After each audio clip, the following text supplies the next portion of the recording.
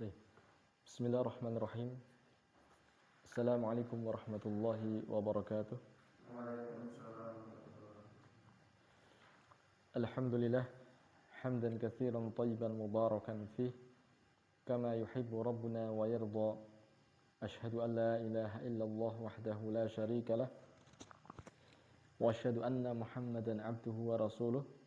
Wassalatu wassalamu ala nabiyyina Muhammadin wa ala alihi wa sahabatihi wa man tabi'ahum bi ihsanin ila yaumiddin, amma ba'd. Ayyuhal ikhwah, azani Allah wa iyyakum. Alhamdulillah, di malam Jumat ini kita memasuki pembahasan salah satu usul yang sebelumnya kita sudah membahas dari beberapa hal. Terakhir kita juga sudah memasuki tentang martabat Islam yang ketiga, di mana di dalam hadis Jibril sebelumnya, Jibril datang kepada Nabi SAW yang di waktu itu para sahabat duduk-duduk bersama Nabi, dan ini merupakan kebanyakan aktivitas para sahabat. Mereka menemani Nabi SAW. Tiba-tiba datanglah seseorang yang asing bagi mereka, ya. Tidak tampak padanya bekas-bekas safar, akan tetapi tidak pula seorang pun yang mengenalnya dari kalangan penduduk Madinah. Lah orang itu bertanya tentang Islam, bertanya kepada Nabi SAW tentang Islam. Kemudian Rasulullah SAW menjawab, ya, Islam yaitu engkau bersyahadat la ilaha illallah Muhammad Rasulullah. Kemudian engkau menegakkan salat, menunaikan zakat, puasa Ramadan, kemudian haji bagi siapa yang mampu. Ya. Setelah itu dia membenarkan jawaban Nabi sallallahu alaihi wasallam. Kemudian melanjutkan pertanyaan berikutnya tentang apa itu iman. Apa itu iman? Kemudian Rasulullah SAW menjawab, iman yaitu engkau beriman kepada Allah, engkau beriman kepada para malaikat, engkau beriman kepada kitab-kitabnya, beriman kepada para nabi dan rasul, beriman kepada hari akhir, dan beriman dengan takdir. Ya, kemudian bertanya lagi tentang apa itu ihsan. Ya. Rasulullah SAW menjawab, ihsan yaitu an ta'budallaha ka'annaka tarahu, yaitu engkau beribadah kepada Allah seolah-olah engkau melihatnya. Dari hadis inilah kemudian para ulama mengambil istimbat, mengambil pelajaran bahwasanya Islam itu terbagi menjadi 3 martabat, 3 tingkat. Yang pertama Islam, ya, dan setiap martabat ada rukunnya. Dan Islam ada 5 rukunnya. Kemudian yang kedua adalah iman, dan iman ada 6 rukunnya. Kemudian yang ketiga, tingkatan yang paling puncak adalah ihsan. Ya. Dan ihsan hanya ada 1 rukunnya, yaitu an ta'budallaha ka'annaka tarahu, beribadah kepada Allah seolah-olah melihatnya. Jikalau tidak, fa illam takun tarahu fa innahu yaraka, maka Allah lah yang melihatmu. Iya. Nah, kemarin Syekh Muhammad bin Shalih Al-Utsaimin menjelaskan tentang pengertian dari ihsan, yaitu diddul isaah. Ihsan itu adalah kebalikan dari isaah, buruk, ya. Kebalikannya baik, ya buruk. Pengertian ihsan yaitu ayyubdzilal insan al-ma'rufa wa yakuffal adza fayubdzilal ma'ruf li ibadillahi fi malihi wa jahihi wa ilmihi wa badani. Ihsan yaitu seseorang mencurahkan kebaikan dan menahan dari gangguan, ya. Itu pengertian dari ihsan. Maka seseorang mencurahkan kebaikan kepada hamba-hamba Allah dengan hartanya, dengan kedudukannya, dengan ilmunya, ataupun dengan badannya. Ya. Nah, kemarin beliau sudah merinci, ya, bagaimana ihsan dengan menggunakan hartanya, bagaimana ihsan dengan menggunakan kedudukannya, bagaimana ihsan dengan ilmunya. Untuk pertemuan malam ini kita akan melihat bagaimana Syekh menjelaskan tentang ihsan dengan menggunakan badannya. Baik. Antum bisa perhatikan di kitab antum ya. Wa ammal ihsanu ilan nasi bil badani, adapun berbuat ihsan, berbuat baik kepada manusia dengan badan, faqad qala an-nabiy sallallahu alaihi wasallam, maka Nabi sallallahu alaihi wasallam telah bersabda, wa tu'inur rajula fi dabbatihi fatahmilahu 'alaiha au tarfa'a 'alaiha mata'ahu shadaqah. Rasulullah SAW bersabda dalam hadis yang dikeluarkan oleh Bukhari dan Muslim dari hadis Abu Hurairah radhiyallahu ta'ala anhu, dan engkau menolong atau membantu seseorang mata'ahu ma'ahu, hartanya yang ada bersamanya. Ya. Afan. Dan engkau membantu seseorang fi dabbatihi, ya, pada kendaraannya. Fatahmilahu 'alaiha, sehingga engkau bisa membantu mengangkatnya di atasnya. Maksudnya membuat orang itu bisa naiki ontanya. Ya. Au tarfa'a 'alaiha mat'ahu, atau engkau membantu menaikkannya hartanya.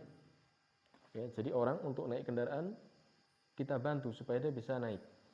Atau kita membantu menaikkan barangnya. Apa kata Rasulullah SAW? Ini termasuk bagian dari apa? Sedekah. Ya, ini termasuk berbuat ihsan dengan badan kita. Kita bantu mengangkat dia agar bisa naiki kendaraannya, atau kita mengangkat barangnya.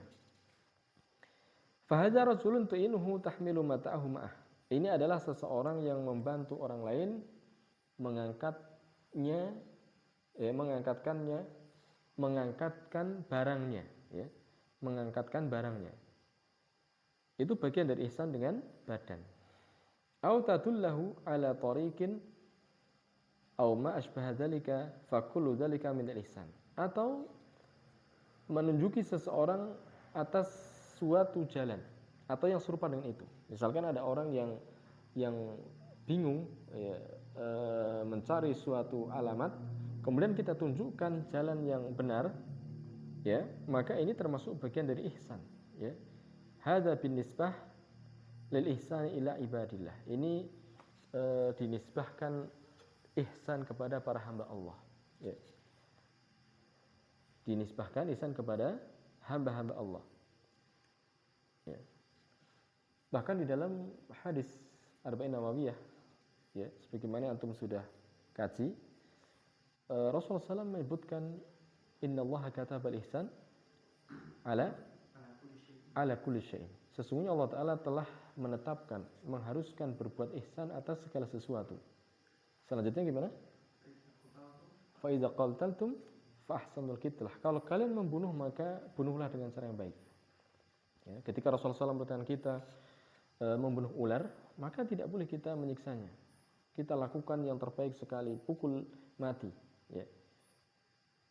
Kemudian fa idza dzabhtum fa ahsinu dzibha. Ketika kalian menyembelih, maka lakukanlah dengan cara yang ihsan pula, ya. Dengan cara menajamkan senjatanya atau pisaunya, ya, dan dibikin nyaman hewan sembelihannya. Itu adalah bentuk dari ihsan, ya. Baik, dan sekarang kita lihat bagaimana cara bersikap ihsan di dalam beribadah. Wa amma binisbati lil ihsani fi ibadatillah. Adapun menisbahkan ihsan kepada peribadatan kepada Allah, yaitu beribadah kepada Allah Ta'ala dengan cara ihsan. Fa anta abudallaha ka'annaka tarahu. Maka engkau beribadah kepada Allah seolah-olah engkau melihatnya, ya. Kama qala Nabi sallallahu alaihi wasallam, sebagaimana telah disabdakan oleh Nabi sallallahu alaihi wasallam, wa hadhil ibadah. Ya. Ai ibadatul insan rabbahu ka'annahu yarahu. Maksudnya adalah ibadahnya manusia kepada Rabbnya seolah-olah dia melihatnya. Seolah dia melihat Allah Subhanahu wa taala. Ibadatu talabin wa syauqin wa ibadatu talab wa syauq yajidul insanu min nafsihi hasan 'alaiha. Ya. Jadi ibadah yang manusia melakukannya seolah-olah dia melihat Allah Ta'ala, ini disebut dengan ibadah talab. Ibadah karena ada tuntutan, permintaan, dan syauq karena kerinduan kepada Allah Subhanahu wa taala. Ya. Dan ibadah talab wa syauq, ibadah karena ada tuntutan, ada permintaan dari Allah, ya, ada harapan dari sisi Allah Ta'ala, ada kerinduan dari sisi Allah Ta'ala, maka manusia akan mendapatkan pada dirinya itu dorongan untuk melakukan ibadah hasan alaiha, ya. Berbeda dengan orang ibadah hanya sebatas bara'atu zimmah, untuk melepaskan tanggung jawab, ya. Misalkan ada orang sholat, karena dia tahu sholat itu adalah wajib, maka dia lakukan, akan tetapi hanya sebatas untuk menjalankan kewajiban saja. Maka orang seperti ini berbeda dengan orang yang beribadahnya karena dia punya harapan di sisi Allah. Dia ingin sholatnya bernilai pahala, ya. Dia ingin dengan sholatnya Allah Ta'ala hapuskan dosa-dosanya. Sebagaimana dalam hadis Rasulullah SAW permisalkan sholat itu seperti sungai yang di depan rumah kalian. Bagaimana seandainya kalian mandi 5 kali, kira-kira ada sisa kotoran? Maka Rasulullah mengatakan tidak ada, ya. Jadi ada orang yang sholatnya memang benar-benar dia ingin menghapuskan dosanya. Kemudian dia merasa rindu dengan Allah Ta'ala, dia merasa asik dengan munajatnya di dalam sholatnya, ya.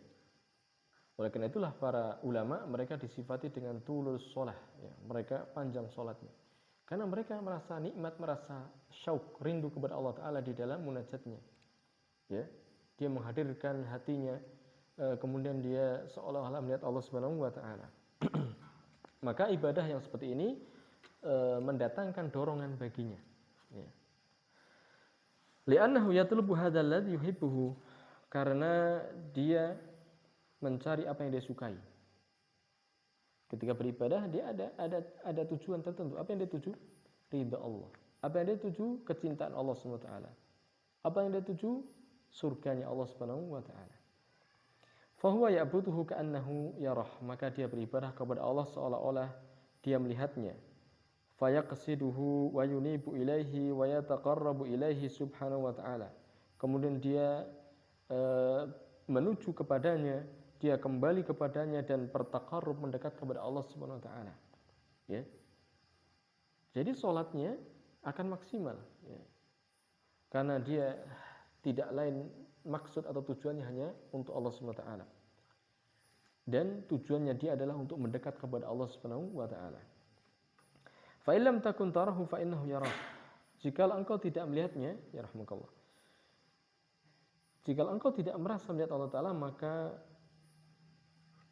Allah lah yang melihatmu, ya. Allah lah yang melihatmu. Ini level yang di bawahnya. Adapun level yang pertama, yaitu kita beribadah atau engkau beribadah kepada Allah seolah-olah melihatnya. Kalau tidak sanggup, maka level yang kedua apa? Kita beribadah seolah-olah dilihat atau diawasi oleh Allah Subhanahu wa Ta'ala. Wa hadhi ibadatul harabi wal khauf, dan untuk ibadah yang semacam ini, yang tingkatan kedua ini adalah ibadahnya harab, ibadahnya orang yang lari, dan ibadahnya orang yang takut, ya. Ya.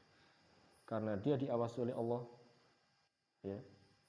Dia merasa dia Allah Ta'ala, maka dia beribadah dengan khusyuk, ya. Dia takut dengan murkanya Allah Ta'ala. Ketika dia sholat ternyata tidak menghadirkan hatinya, maka dia takut dengan ancaman Allah. Wailun lil musallin, celakalah bagi orang sholat. Sehingga dia tidak sekedar sholat, tapi dia berusaha untuk menghadirkan hatinya, untuk merenungkan ayat-ayat, untuk merenungkan setiap kalimat yang dia baca, zikirnya, mengagungkan Allah SWT, ya.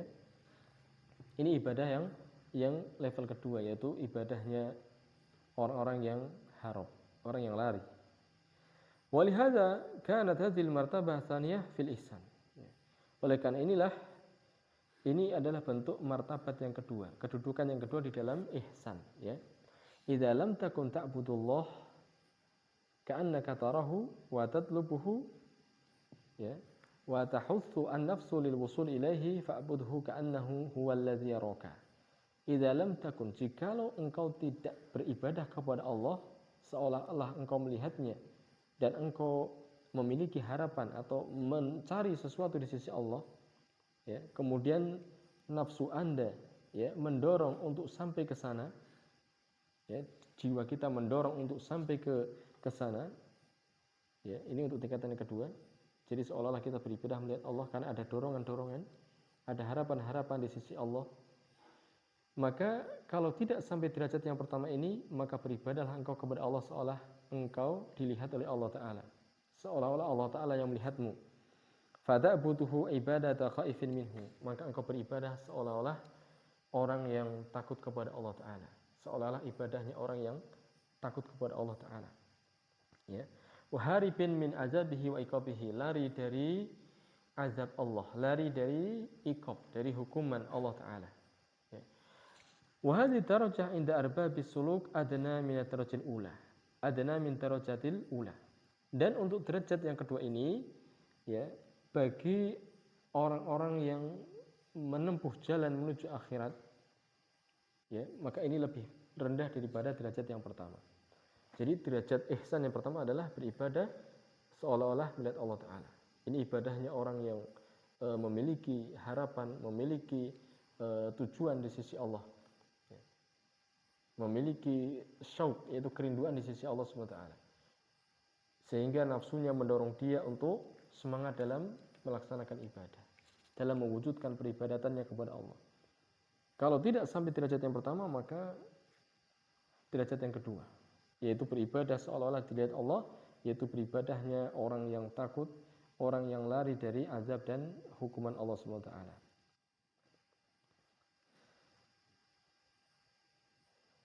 Wa ibadatullah subhanahu wa ta'ala hiya kama qala Ibnul Qayyim rahimahullah ta'ala, dan beribadah kepada Allah SWT dia sebagaimana dikatakan oleh al-Imam Ibnul Qayyim rahimahullah ta'ala, wa ibadatur rahmani ghayatu hubbihi ma'a dhulli abidihi huma ruknani, ya. Jadi Ibnul Qayyim berkata, ya, ibadah ini seperti ini hakikat ibadah. Hakikat ibadah, kata Ibnul Qayyim, ibadatur rahman ghayatu hubbihi, beribadah kepada Allah itu ghayatu hubbihi, yaitu puncak dari kecintaan kepadanya. Beribadah kepada Allah itu apa? Puncak kecintaan kepadanya. Ma'adzulli abidihi, disertai dengan rendahnya orang yang mengibadahinya. Huma ruknani, ini adalah dua rukun ibadah. Jadi ibadah itu rukunnya pertama apa? Cinta yang puncak kepada Allah Ta'ala, ya. Cinta yang puncak kepada Allah. Manusia secara tabiat mencintai makhluk, iya. Kita mencintai orang tua kita, kita mencintai istri kita, kita mencintai kita. Tapi Allah Ta'ala kecintaannya ghayah, puncak dari kecintaan. Itu apa? Itu rukun dari ibadah. Kecintaan Allah adalah yang paling puncak. Dalam hadis Rasulullah SAW pernah mengatakan, salasun man kunna fihi wajada halawatal iman. Ada 3 perkara, barang siapa yang 3 perkara ini ada padanya, maka dia akan merasakan manisnya iman. Apa yang pertama? Ayakunallahu wa rasuluhu ahabba ilaihi mimma siwahuma. Allah dan Rasul lebih dicintai daripada selainnya. Lebih dicintai daripada orang tuanya, lebih dicintai daripada istrinya, daripada anaknya dan semuanya. Ya. Nah, jadi beribadah kepada Allah itu apa? Ghayatu hubbih, puncak dari kecintaannya. Kemudian rukun yang kedua adalah zulli ibadihi, ma'a zulli ibadihi, abidihi, ya, merasa hina di hadapan Allah SWT. Kita menghinakan diri kita di hadapan Allah SWT, ya. Baik, kemudian Syekh Muhammad bin Shalih Al-Utsaimin menjelaskan ungkapan dari Al-Imam Ibnul Qayyim rahimahullah ta'ala, fal ibadah mabniyatun ala hadzainil amrain. Maka ibadah itu didasari di atas 2 perkara ini. Yang pertama ghayatil hub, ya. Yang pertama ghayatil hub, yaitu puncaknya kecintaan. Yang kedua ghayatizul, puncaknya penghinaan. Jadi kita tuh menghinakan diri kita di hadapan Allah, merengek-rengek di hadapan Allah Subhanahu wa ta'ala, ya. Jadi jangan sampai kita beribadah seolah-olah kita tidak butuh sama Allah. Ini ibadahnya orang yang sombong, ya. Jadi kalau kita beribadah benar-benar kita menampakkan bahwasanya kita itu sangat fakir, sangat hajat, ya, merengek-rengek, ya, di hadapan Allah Subhanahu wa ta'ala. Taib, fa fil hubbi at-talab, maka dalam kecintaan itu ada talab. Ada apa talab? ada permintaan. Ya. Ada permintaan. Ya. Ada sesuatu yang diharapkan. Ya. Wa fi dzulli, dalam penghinaan ada al-khauf wal harab. Apa al-khauf? Rasa takut dan harap lari dari murka Allah Subhanahu wa taala. Fa hadza huwal ihsan fi ibadatillah azza wa jalla. Inilah yang disebut ihsan di dalam beribadah. Ya, ini namanya ihsan dalam beribadah. Wa idza kana al-insanu ya'budullaha ala hadzal wajhi, jikalau manusia beribadah kepada Allah dengan cara seperti ini, fa innahu saufa yakunu mukhlishan lillah, maka kelak dia akan menjadi orang yang ikhlas. Nah, inilah yang disebut orang yang ikhlas seperti ini. Ya, kalau ibadahnya seperti ini, ibadah karena puncaknya kecintaan kepada Allah, karena ada harapan di sisi Allah. Ketika sholat, apa yang antum inginkan? Ridha Allah, cintanya Allah, ya kan? Kalau tidak, minimal antum lari dari murkanya Allah Ta'ala, takut dari ancaman Allah Ta'ala. Ya. Nah, inilah yang namanya ikhlas. Ya, ini yang namanya ikhlas. La yuridu bi ibadatihi riya'an wala sum'atan. Dia tidak menginginkan riya dan sum'ah dengan ibadahnya. Ya, dia beribadah tidak ingin dilihat oleh manusia. Dia beribadah tidak ingin didengar oleh orang lain. Wala madhan indan nas, dan dia ibadah tidak dalam madhan, mengharapkan apa? Pujian di sisi manusia. Wasawa'un attala'an nasu alaihi am lam yattali'u, sama saja baginya apakah attala'an nas, manusia melihat atasnya, am lam yattali'u, ataukah manusia tidak melihat. Ya, dia sendirian atau ada orang, sama saja. Ya. Ini ibadahnya orang yang ikhlas. Al-kullu indahu sawa, semuanya itu sama baginya. Ya.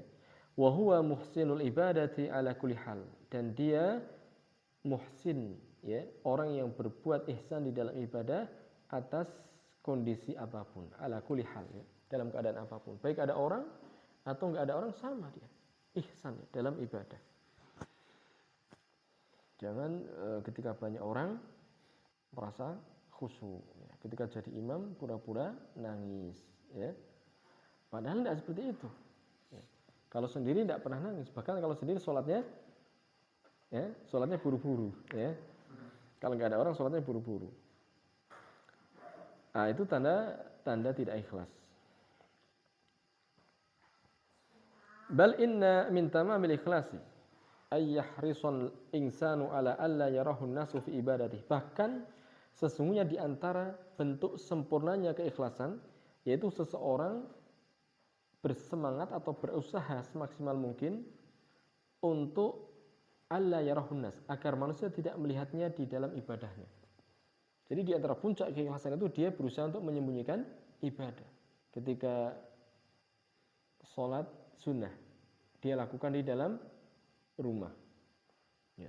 Di waktu manusia sedang tidur lelap, dia bangun di waktu itu, bermunajat kepada Allah SWT.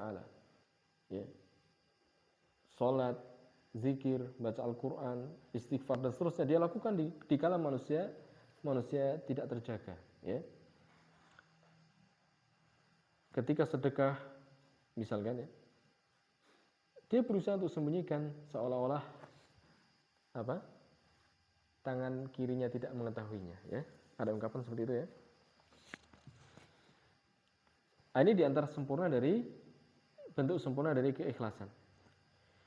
Wa antakun ibadatuhu ma'a rabbih sirran. Di antara bentuk sempurnanya ikhlas seseorang, yaitu dia antakun ibadatuhu, adanya ibadahnya itu bersama Rabbnya sirran. Ya. Sirran apa? Rahasia. Ya. Illa idza kana fi ilani dzalika maslahatun lil muslimina wal Islam. Kecuali apabila kana fi ilani dzalika, dalam menampakkan hal itu maslahatun, ada kemaslahatan untuk kaum muslimin dan Islam. Ya. Jadi seseorang itu harus cerdas, ya, supaya dia mendapatkan nilai pahala yang berlipat-lipat. Terkadang ibadah itu disembunyikan, kadang ditampakkan. Untuk apa? Untuk mencontohkan kaum muslimin. Ya. Ketika seseorang tidak mengerti sunnah, maka coba kita tampakkan sunnah di hadapan mereka. Bukan karena kita riya, tapi ingin memberikan contoh kepada mereka. Ya. Mithlu ayakuna rajulan matbu'an yuktada bihi. Contohnya dia adalah seorang laki-laki matbu' yang diikuti. Ya, yuktada bihi, yang dijadikan qudwah, teladan. Maka dia contohkan di hadapan manusia.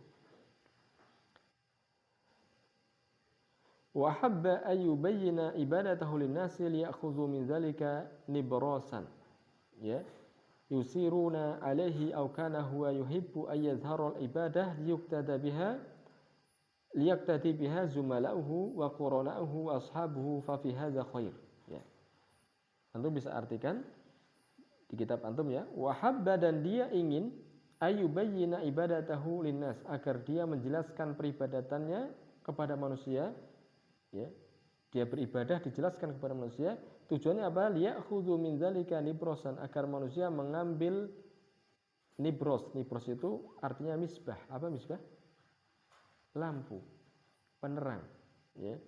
Yusiruna alaihi, agar manusia berjalan di atas penerang tersebut. Au kana huwa yuhibbu ayatharu ibadah, atau dia suka atau ingin menampakkan ibadah itu liyaqtadi biha zumala'uhu, agar teman-temannya mengikuti ibadahnya. Wa qurana'uhu, dan teman-temannya, ya. Zumala dan qurana itu sama. Wa ashabu, dan teman-temannya, fa fi hadza khair, maka ini baik. Kalau seandainya dia ibadah karena dia dijadikan teladan, ya, maka pada saat itu agar manusia mengikuti jalannya dia tampakkan. Ya, terkadang banyak di antara kita tidak mengenal sholat sunnah tahiyatul masjid misalkan. Ya, kita tampakkan di situ. Sholat rawatib kita tampakkan, ya. Dan kita tampakkan ketika di masjid menyibukkan diri dengan ibadah misalkan. Di mana teman-teman kita kadang misalkan di masjid malah menghabiskan waktunya untuk sia-sia misalkan seperti itu, ya. Dalam kitab Riyadhus Shalihin Syekh Al-Utsaimin, ya, ketika dia mensyarah sebuah hadis, ya,